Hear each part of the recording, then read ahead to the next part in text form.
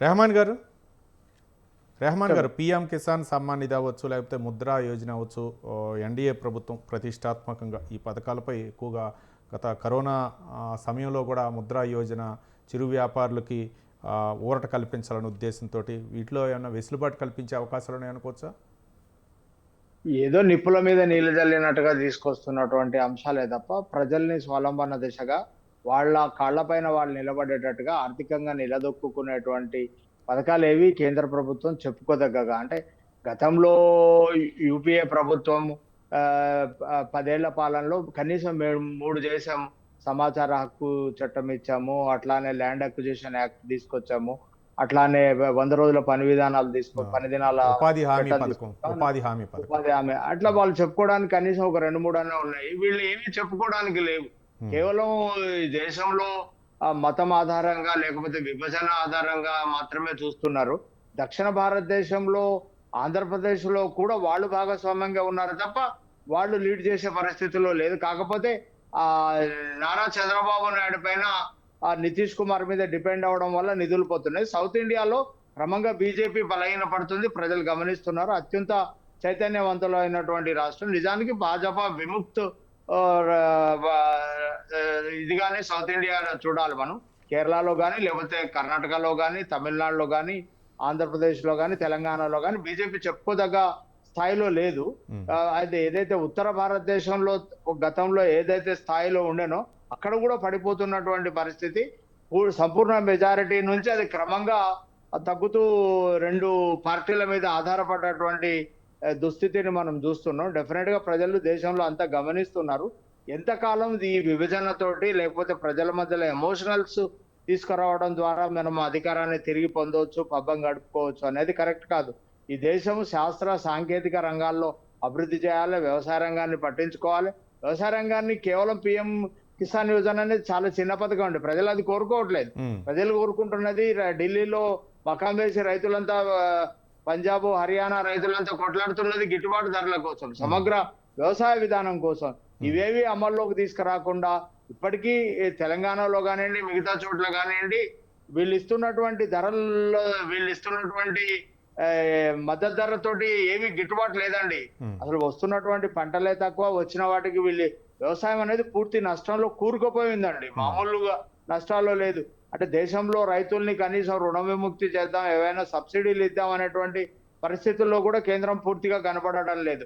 గతంలో వ్యవసాయానికి సంబంధించి గతంలో ప్రభుత్వాలు కనీసం ఎరువులు కానివ్వండి లేకపోతే వ్యవసాయ ఆధారిత లేకపోతే వ్యవసాయ ఉత్పాదిక అంశాలపైన దృష్టి సారించి సబ్సిడీలు ఇవ్వడం, వ్యవసాయ సంబంధించినటువంటి పాడి పరిశ్రమ అనేది కానివ్వండి లేకపోతే మిగతా వ్యవసాయ రంగానికి సంబంధించినటువంటి అంశాలపైన పూర్తిగా దృష్టి కేంద్రీకరించేవాళ్ళు.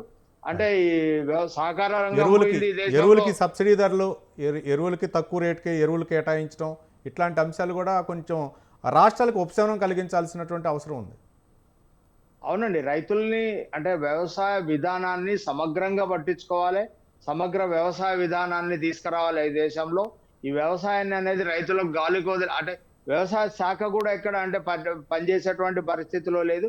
వాళ్ళ చేతిలో నిధులు లేవు, అధికారాలు లేవు, లేకపోతే వాళ్ళు చేద్దామనేటువంటి తపన ఆలోచన ఉన్న చోట కూడా అంటే ఒక విధానం అంటూ లేదు, అంటే వాళ్ళకు ఒక పాలసీ అంటూ లేదు దేశవ్యాప్తంగా. కాబట్టి అంటే ఇప్పుడు ఫుడ్ ప్రాసెసింగ్ కానివ్వండి మిగతా అంశాలు కానివ్వండి ఈ రాష్ట్రంలో కానీ ఈ దేశంలో కానీ అమలయ్యేటువంటి పరిస్థితి లేదు. వ్యవసాయ రంగాన్ని అభివృద్ధి చేద్దాం అన్నటువంటి పరిస్థితి లేదు. కాబట్టి వీళ్ళు ఏదో పైన నిప్పుల పైన నీళ్లు చల్లినట్టుగా ఇస్తున్నటువంటి కంటి తుడుపు చర్యల రంగం కోలుకునే ఇబ్బందికరమైన పరిస్థితుల్లో పోతా ఉంది.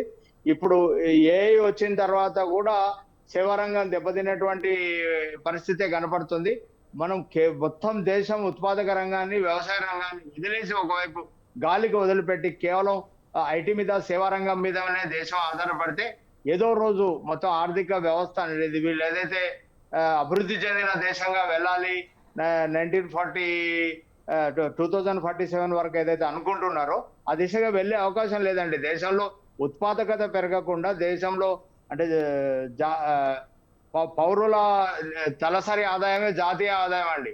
పౌరులకు సంబంధించిన తలసరి ఆదాయాన్ని పెంచకుండా సమగ్రంగా వీళ్ళను నిర్దిష్టంగా ఆర్థికంగా పరిపుష్టి కాకుండా ప్రజలు దేశం అభివృద్ధి చెందదండి. అట్లానే ఉత్తర భారతదేశంలో మనం కరోనా సమయంలో చూసామండి. మామూలు పేదరికం లేదు అక్కడ. అంటే నడుచుకుంటూ వెళ్ళే రైలు పట్టాల వెంట నడుచుకుంటూ వెళ్ళినటువంటి దుస్థితి కూడా మనం కరోనా సమయంలో దరిద్ర భారతాన్ని కూడా మనం చూసాం. కాబట్టి వీళ్ళు ఏదేదో పై రంగులు పూతలతో మతం పేరుతోటి లేకపోతే గుడి పేరుతోటి లేకపోతే ఇంకో పేరుతోటి ఈ దేశాన్ని ఏలొచ్చు, ప్రజల్ని ఇట్లా మభ్యపెట్టొచ్చు అనేటువంటి వాటినే చూస్తున్నారు.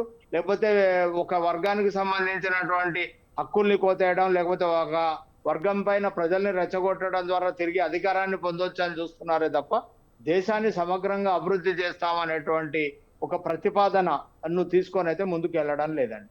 రైట్.